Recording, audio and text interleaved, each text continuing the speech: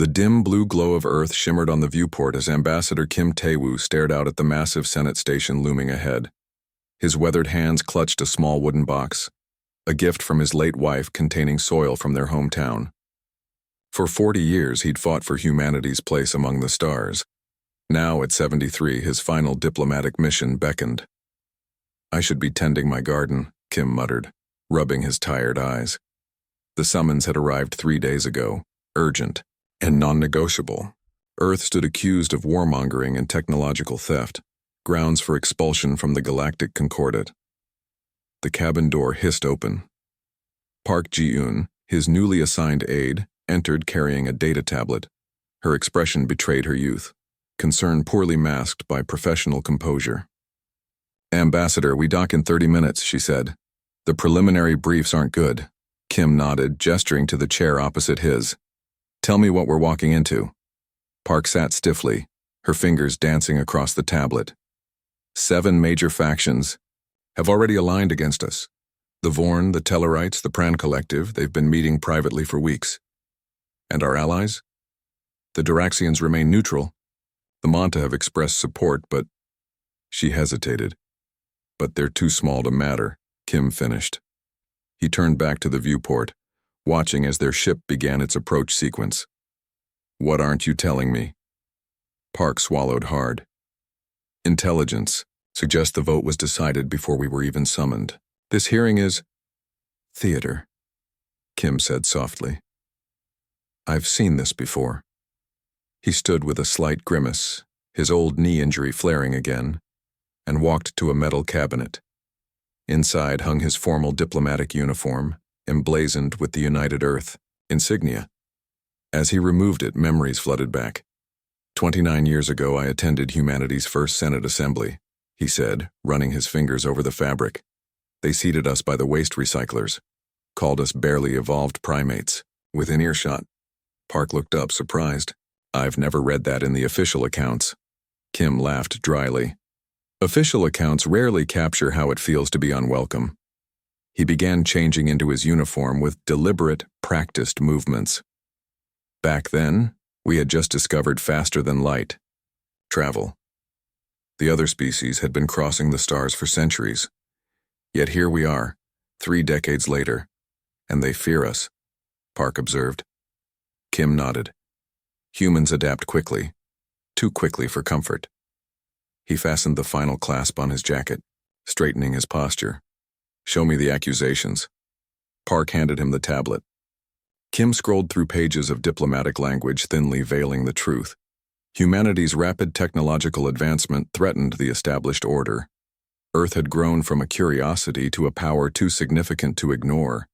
A memory surfaced. His first meeting with the Vorn ambassador Thule. The tall, gray-skinned diplomat had looked down at Kim with 6 unblinking eyes. "Your kind learns to run before understanding why walking matters," Thule had said. Not an insult, but a warning. "Ambassador?" Park interrupted his thoughts. "I've received updated security protocols for our arrival. We'll be escorted directly to temporary quarters, not the diplomatic wing." Kim handed back the tablet. "Another slight. They're sending messages before words are even exchanged." He walked to his desk, retrieving a small data drive. "During my first assignment, an old Doraxian diplomat told me something I never forgot. In the Senate, nothing matters more than the story you tell." Park looked confused. "I don't understand." "Facts rarely change minds, Ji-eun. But stories?" He held up the drive. "Stories can reshape galaxies." The ship shuddered as docking clamps engaged. Outside, the enormous structure of the Senate station filled the viewport, a massive spiral of gleaming metal housing representatives from over 400 worlds. "They expect us to beg," Kim said, pocketing the drive, "to plead our case with data and precedent and hollow promises. And we won't?" Kim smiled, the first genuine smile since receiving his orders. "No, we'll remind them who they're dealing with." The cabin intercom chimed. "Ambassador Kim, docking complete. Senate security awaits your party."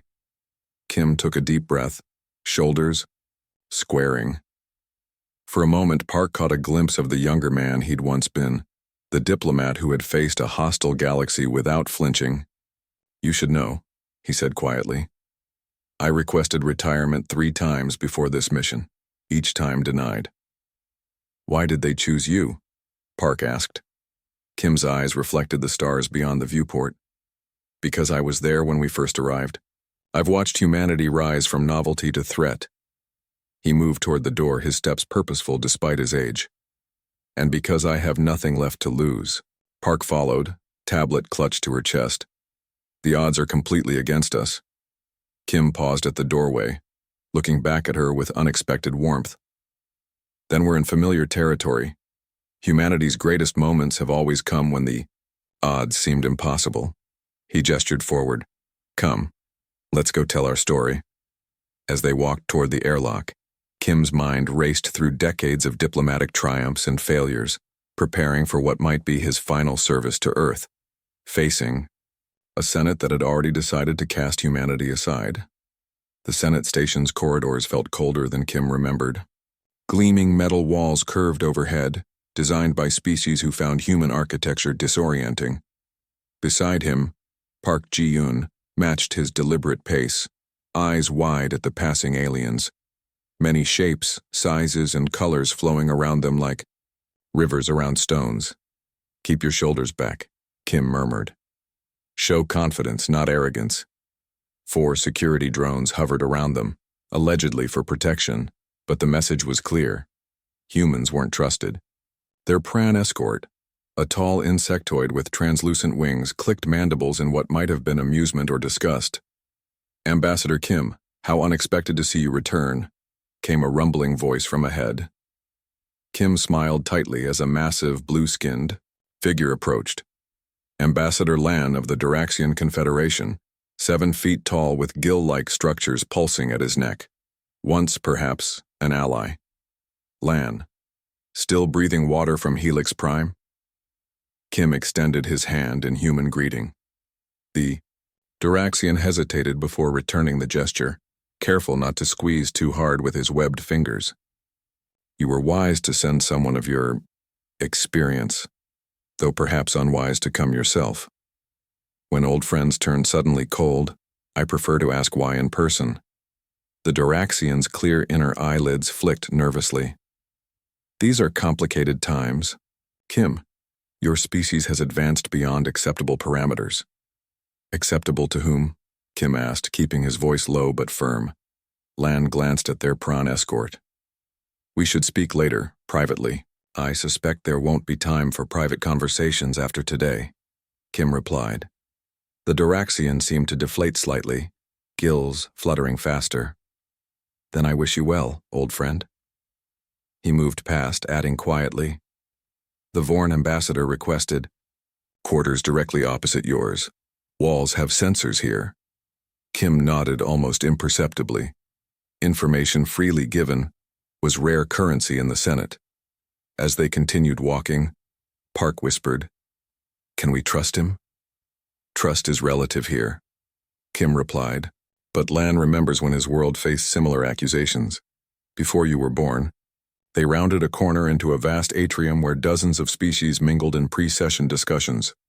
Conversations hushed briefly as the humans entered, then resumed with increased urgency.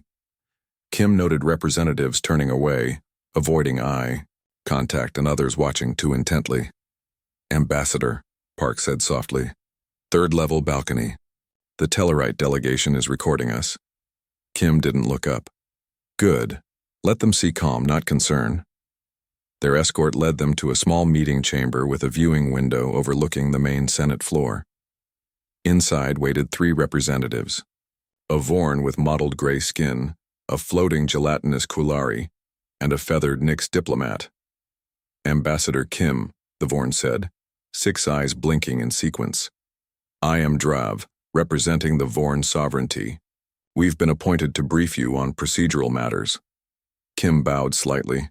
How considerate of the Senate to ensure we understand the process of our own expulsion. The room temperature seemed to drop. The Nyx ruffled its feathers uncomfortably. Directness is ever the human trait, Drav replied. Since you prefer transparency, let me be clear.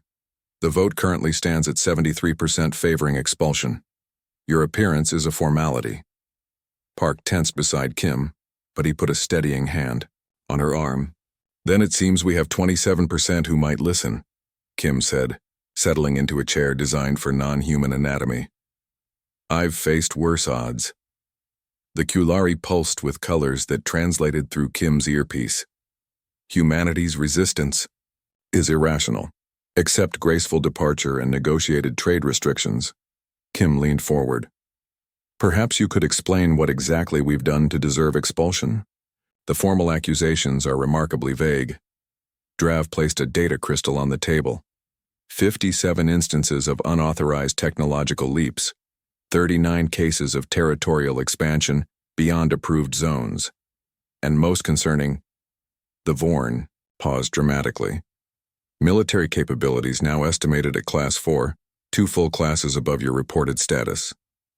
Innovations aren't theft, Kim countered, and we've submitted all required territorial notifications. And the military expansion? The Nix chirped. Kim's expression didn't change. Defensive capabilities only, developed after the Pran border incident last year. The Kulari's colors flashed angrily. The incident you provoked. 3 human colonies, attacked without warning, Kim said coldly. 11,000 dead. Interesting how that's absent from your accusations. Drav's secondary eyes narrowed. This meeting isn't for debate, Ambassador. The procedural facts are simple. You will be called to address the Senate. The vote will follow immediately. No amendments or delays will be entertained. Kim nodded slowly, studying each alien face. And if I requested to address the full Senate? Before the vote? A final statement from Earth? The 3 representatives exchanged glances. A pointless gesture, Drav said, but within procedural rights. Kim stood, straightening his uniform. Then I formally request my right to address the full Senate chamber before voting begins. The Nix made a sound like suppressed laughter. Many delegates have already scheduled their departures for immediately after the session. Few will remain to hear a defeated species plead. Let me worry about my audience, Kim replied. As they exited the chamber, Park whispered urgently, They've already decided. What can possibly be said that would change anything now? Kim kept walking, nodding politely to passing dignitaries who pretended not to see him. Jion, do you know why humans succeeded so quickly among the stars? Our adaptability? Our technology? No, Kim replied, pausing at a viewport overlooking the vast Senate chamber below. Thousands of seats arranged in sweeping curves, representing hundreds of worlds spanning 3 galactic arms. It's because we still remember being weak, being prey. Every other dominant species evolved as predators. Park followed his gaze. I don't understand. Predators grow complacent when they believe they've cornered something, Kim said softly. They forget to check if what they've cornered is actually trapped. He reached into his pocket, touching the small data drive. The Vorn ambassador thinks he's won already. That's his mistake. A chime echoed through the station, the 5-minute warning before the session began. But what's your plan? Park asked desperately. What can you possibly say that will change 73% of votes? Kim smiled. Not the diplomatic smile he'd worn all day, but something older and sharper. I'm not going to change their votes, Jion. He started walking toward the chamber entrance. I'm going to make them question the choice they've already made. Around them, Senate members hurried to their positions, still avoiding the human's eyes. Kim straightened his shoulders, ignoring the ache in his knees. 40 years of fighting for humanity's place among the stars had led to this moment. Remember, he told Park quietly as they approached the speaker's entrance. Whatever happens in there, show no fear. We represent Earth today. Park nodded, swallowing hard. It's been an honor, Ambassador. Kim patted her shoulder. The honor is just beginning. The massive doors to the Senate chamber parted with a soft hiss. Ambassador Kim Tae-woo took a deep breath, steadying himself before stepping onto the polished obsidian floor. Behind him, Park Ji-yeon's sharp intake of breath told him she saw what he already expected. The chamber was nearly empty. Thousands of seats, arranged in sweeping tiers that reached toward the distant ceiling, sat vacant. Only a handful of junior representatives occupied their designated areas, mostly assistants and record keepers left behind to observe formalities, while their superiors attended what Kim guessed was a celebratory reception elsewhere. They didn't even bother to show up, Park whispered, her voice tight with anger and humiliation. Kim's face revealed nothing as he walked steadily toward the central speaking platform. An old diplomatic tactic, the empty chair insult. His footsteps echoed in the cavernous space. I've used it myself. A hovering protocol droid floated down.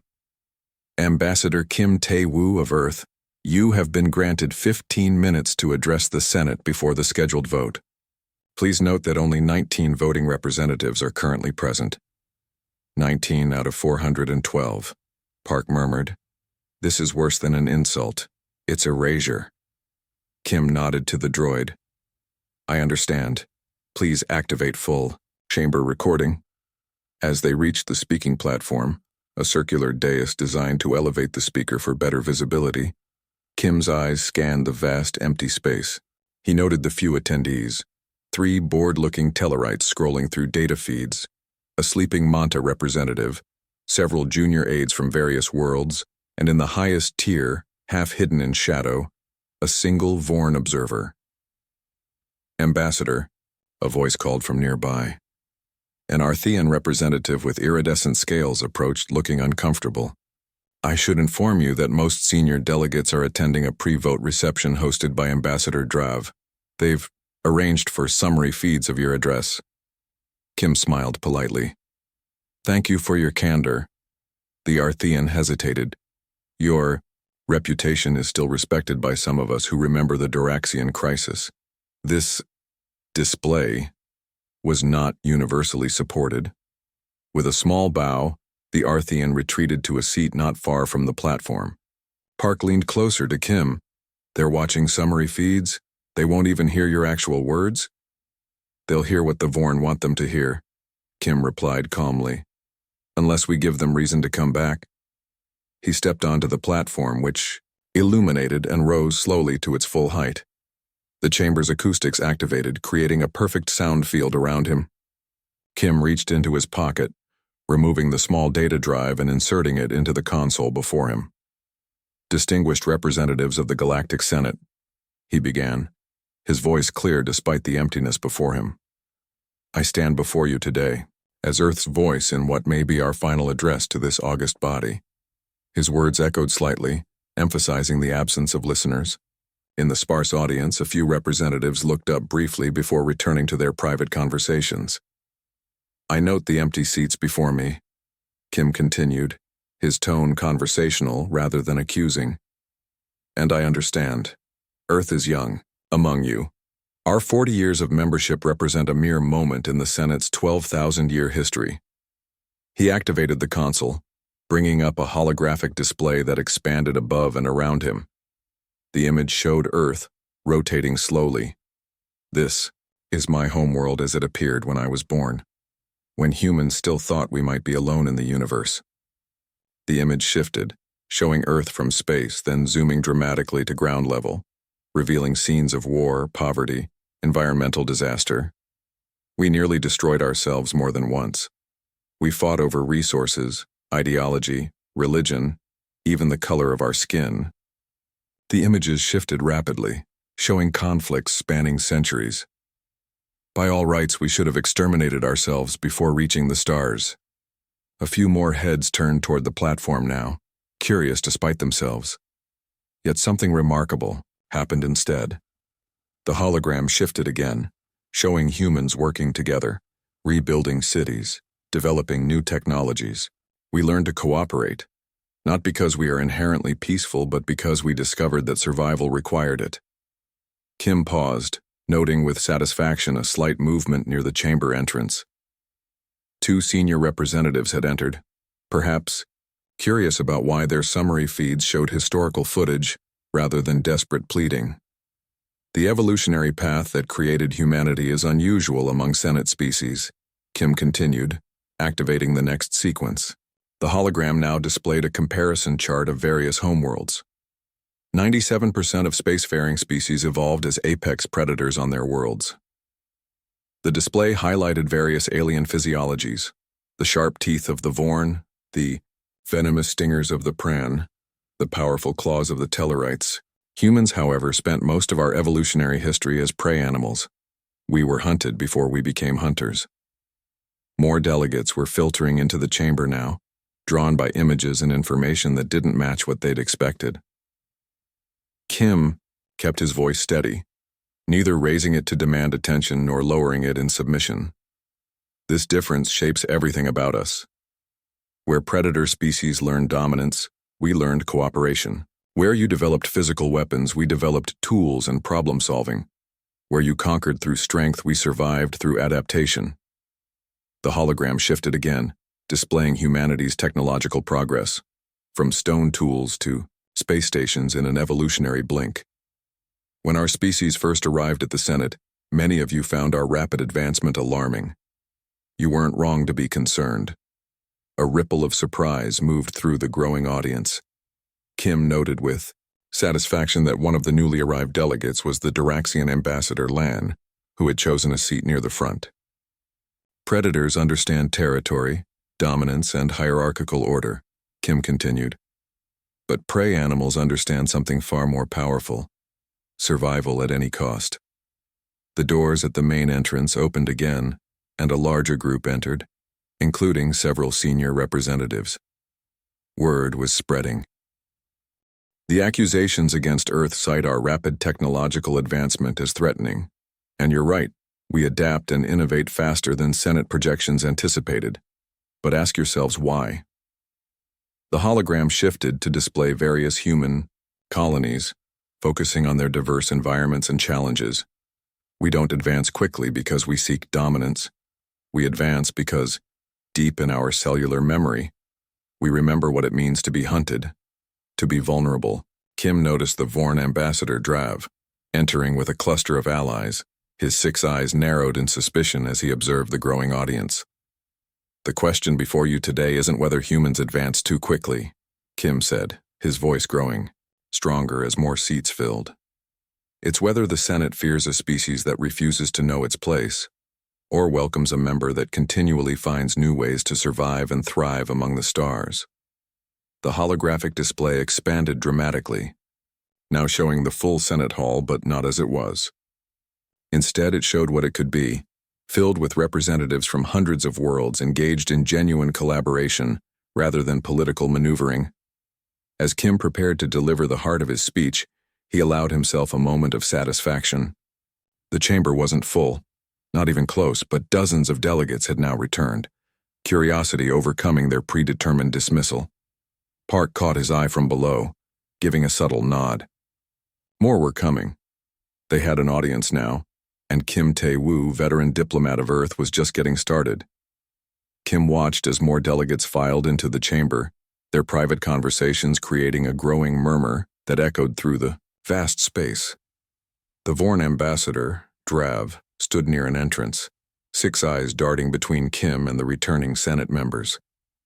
His plan to humiliate Earth with empty seats was unraveling. Kim adjusted his stance, feeling a familiar calm settle over him, the focused clarity he'd relied on through decades of negotiations. This wasn't just about winning a vote anymore. It was about changing the story. Distinguished delegates, he continued, voice strong despite his age. I could stand before you listing Earth's contributions to the Concordat, our medical breakthroughs, resource-sharing initiatives, or peacekeeping missions, but facts won't change minds already made up. The holographic display shifted again, now showing a desolate planet with toxic skies. Several delegates from the Manta cluster leaned forward, recognizing their homeworld. 16 years ago, when bacteria from deep space mining infected the Manta atmosphere, creating acid storms that threatened all life, Senate scientists estimated 50 years to develop a solution. Images showed human scientists working alongside Manta researchers, developing massive atmospheric processors. Earth's team solved it in 3. Today, the skies above Manta shine clear again. Murmurs spread through the growing audience. Kim noticed several Manta delegates entering, moving quickly to their seats. When the Doraxian water crisis threatened billions of lives, our alarming technological advancement created desalination systems that now sustain 17 Doraxian worlds. Ambassador Lan nodded solemnly from his seat, webbed hands clasped before him. "I don't share these examples to boast," Kim said, shifting the holographic display again, "but to illustrate a fundamental truth about humanity. We don't innovate for power. We innovate because we cannot stop seeing problems as opportunities." The chamber had grown quieter now, with at least 100 delegates present and more arriving. Kim saw Park at the edge of the platform, her expression shifting from despair to cautious hope. "Some call humans dangerous," Kim continued. "Perhaps we are, not because we seek conflict, but because we refuse to accept impossibility." He motioned toward the display, which now showed various council species struggling with challenges: resource depletion, genetic bottlenecks, climate disasters. Every species here faced extinction-level threats in their history. Most solved them through strength, conquest, or migration. Humans faced our threats differently, through collaboration and innovation. It wasn't moral superiority that drove us, but necessity. Kim looked directly at Drav, who had moved closer to the platform, flanked by allies. "The Vorn ambassador suggests Earth violated Senate protocols by advancing our defensive capabilities beyond approved levels." He's correct. A startled reaction swept through the chamber. No one had expected admission. After the Pran border attack claimed 11,000 human lives, we faced a choice: adhere to outdated defense classifications that left our people vulnerable, or protect them. We chose protection, as would anyone in this chamber. Several delegates shifted uncomfortably. The attack on human colonies had been downplayed in Senate reports. But unlike many species who build weapons for conquest, our innovations always serve dual purposes. Kim activated a new sequence showing the same defense systems being repurposed. The shield technology developed for our colonies now protects 3 non-human worlds from solar radiation. The detection network that secures our borders also provides early warning for stellar anomalies across 17 systems. More delegates were arriving now, drawn by messages from those already present. The chamber hadn't filled, but perhaps 200 representatives now sat in attendance, enough for Kim's purpose. "I stand before you not to beg for Earth's continued membership, but to ask a simple question. What kind of concordat do you wish to build?" The holographic display expanded dramatically, showing the galaxy with bright points representing all member worlds. One that fears difference and punishes innovation, or one that recognizes the strength that comes from diverse approaches to survival? Kim's voice grew quieter, forcing the delegates to lean forward slightly to hear him. Humans evolved on a world that tried to kill us at every turn. Predators larger and faster, weather more extreme, resources more scarce. We weren't the strongest species, or the fastest, or the most numerous, but we were the most adaptable. He paused, letting silence fill the chamber. "You fear that quality in us. Perhaps rightly so, but consider this.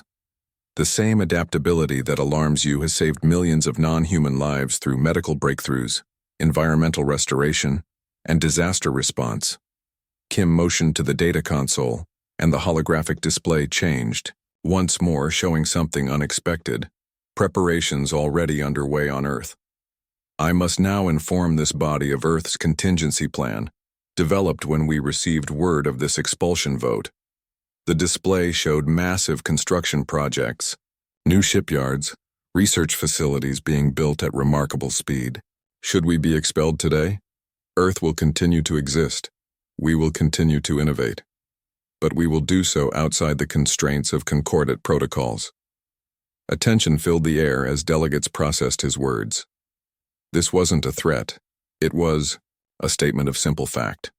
Tomorrow, with or without Senate membership, humanity will wake up and do what we have always done: solve problems, create solutions, adapt and survive. Drav moved forward, mandibles clicking in agitation. "Ambassador Kim suggests Earth would become a rogue power." Kim shook his head. "No, Ambassador. I am stating that Earth would continue exactly as we are, a problem-solving species, but our innovations would no longer be bound by Senate restrictions or freely shared with Senate worlds. The implications spread through the chamber like ripples in still water. Earth wasn't threatening aggression. They were announcing independent progress. We've prepared a framework for a different kind of relationship, Kim continued, gesturing to new information appearing in the display. The Human Innovation Exchange, open to any civilization willing to partner with us outside traditional Senate structures. Several delegates were now conferring urgently with their staffs. The Duraxian ambassador had moved to a communication alcove, presumably contacting his government. Earth doesn't seek to leave the Concordat. We believe in the ideal of galactic cooperation, but if expelled, we will forge our own path. Not in anger, but in the same spirit of adaptation that has defined our species since we first looked up at the stars and wondered what lay beyond. Kim's voice grew stronger, filling the chamber.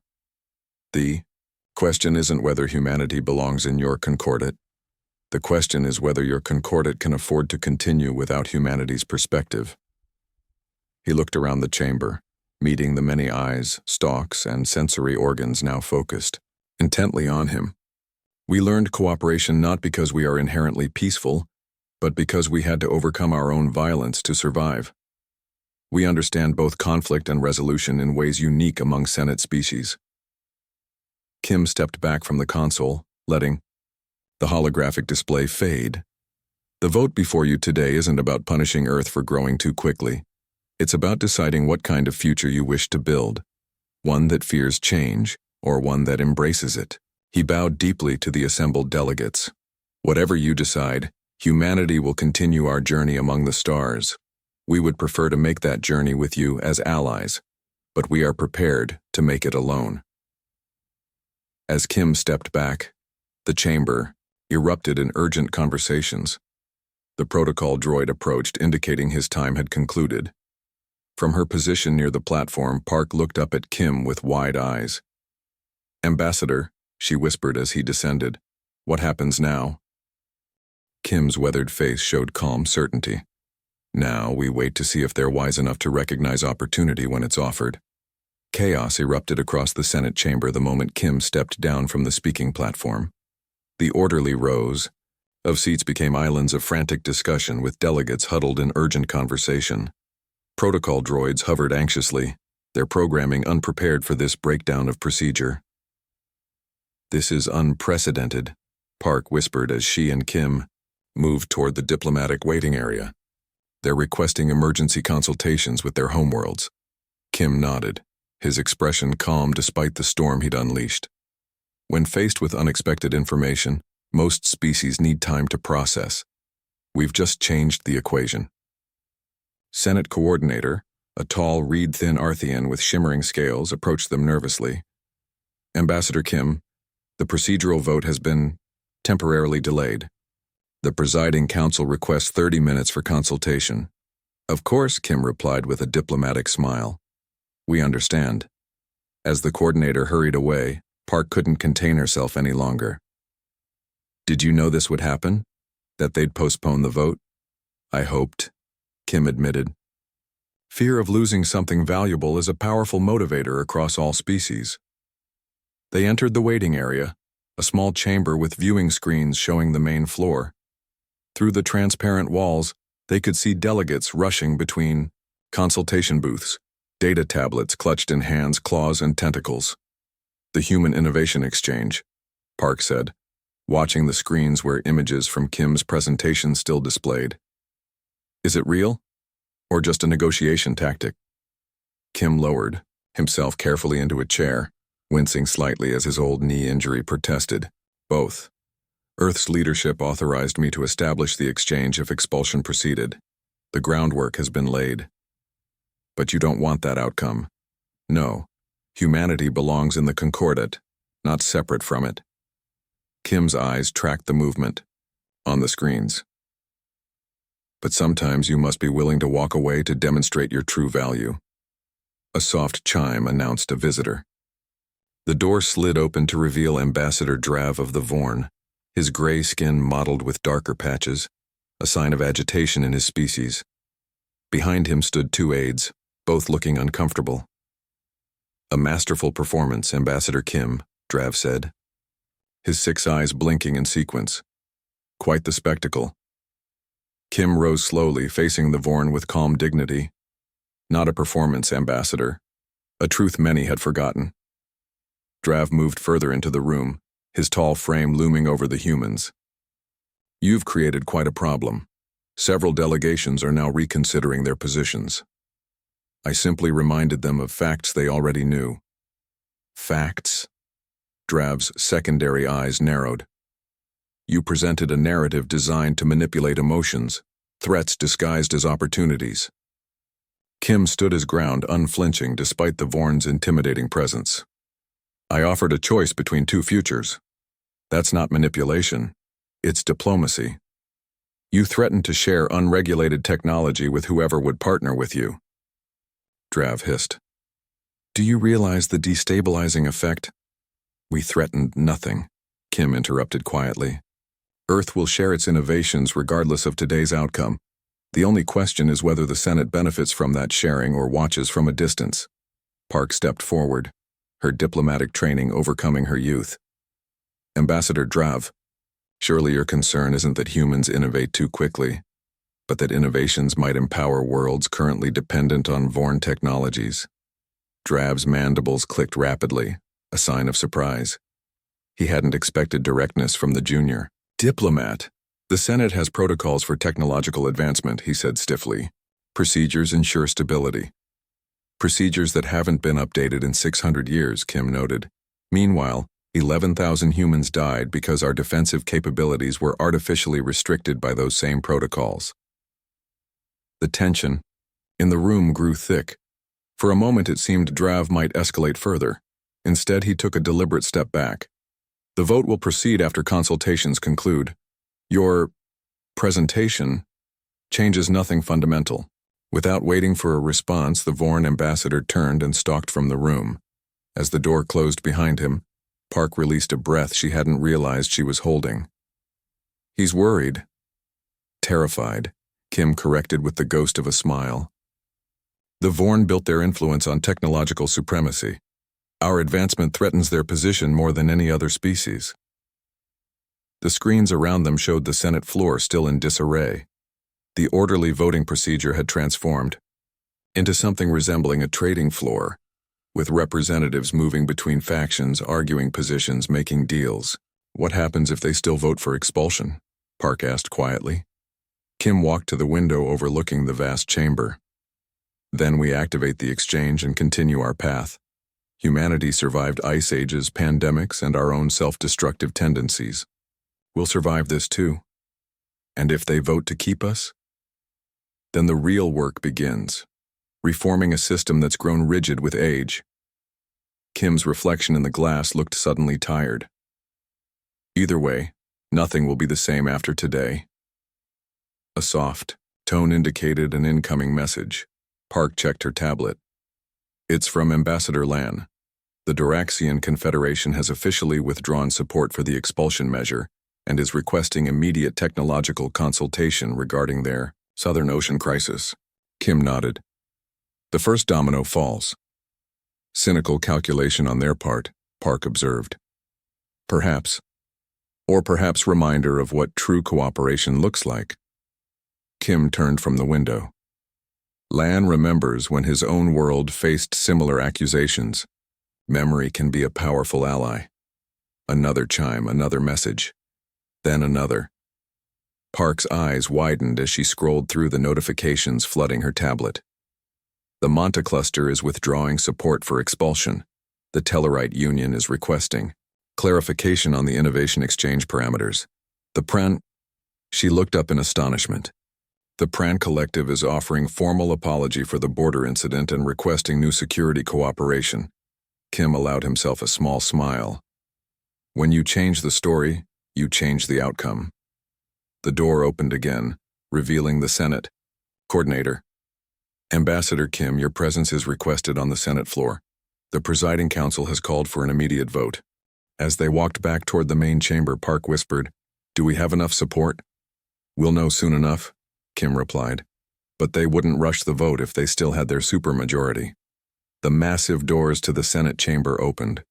What had been a nearly empty room hours before now buzzed with hundreds of delegates. All eyes turned toward the human representatives as they entered. The senior counselor, an ancient Doraxian with pale blue skin, raised a webbed hand for silence. This council recognizes the extraordinary nature of today's proceedings. After consultation with member delegations, two proposals now stand before this body.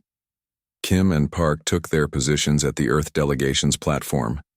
First, the original motion for Earth's expulsion from the Galactic Concordat. The counselor paused. Second, a newly submitted proposal for the establishment of a human innovation exchange program within Concordat structures, with reformed technological sharing protocols. Murmurs spread through the chamber. This second option hadn't existed hours ago. As is Senate custom, we will vote on the most severe measure first. Representatives, register your position on Earth's expulsion. The massive display above the chamber floor illuminated, showing cascading indicators as each delegation recorded their vote. Red lights for expulsion, blue for continuation. Kim watched calmly, his expression betraying nothing as the results flowed in. Park's hands gripped the edge of their platform, knuckles white with tension. After 3 minutes that felt like eternity, the senior counselor raised his hand again. The final vote stands at 28% favoring expulsion, 72% opposed. The motion fails. Park exhaled sharply. Around the chamber, reactions varied from relief to disappointment to calculating neutrality. We will now consider the proposal for the Human Innovation Exchange Program. Representatives, register your position. Again, the voting indicators cascaded across the display. This time, green lights appeared for approval, yellow for abstention. When the results stabilized, the senior counselor's voice rang out. The final vote stands at 64% in favor, 22% abstaining, 14% opposed. The proposal is adopted. The chamber erupted in voices, some celebratory, others concerned, many simply processing this unexpected outcome. The counselor raised both hands. This session is adjourned. Implementation committees will convene tomorrow. Ambassador Kim, the council requests your presence at the preliminary structuring meeting. As delegates filed out, many cast curious glances toward the human representatives. A few approached to offer quiet congratulations or express interest in the new exchange program. When they were relatively alone, Park turned to Kim, her professional composure finally breaking. We did it. They not only kept us in, they adopted the exchange. Kim nodded, allowing himself a tired smile. For now, today's victory doesn't guarantee tomorrow's peace, but it's a beginning. How did you know it would work? Park asked.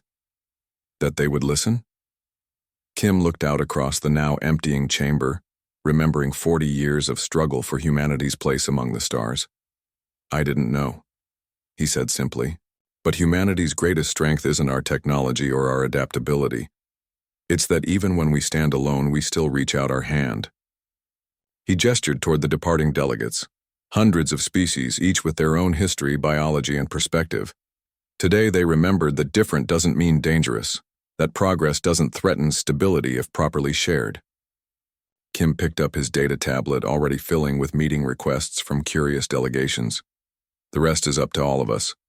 As they walked together toward the exit, Kim thought about the garden waiting for him back on Earth, the retirement he'd postponed one final time. Perhaps now, with humanity's future secured, he could finally plant those seeds.